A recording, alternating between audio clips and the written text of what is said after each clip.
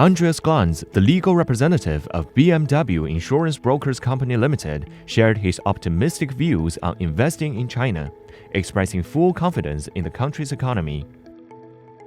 First of all, we have the full confidence in the development of China's economy.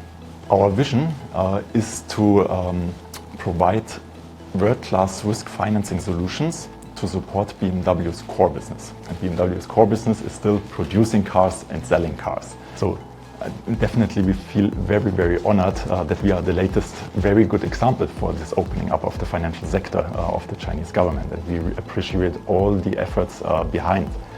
So for us as a foreign investor, we had a very, very close look on this development, and it definitely benefited us and supported our whole application process. He also said the fair business environment in China will attract more foreign investors in the future.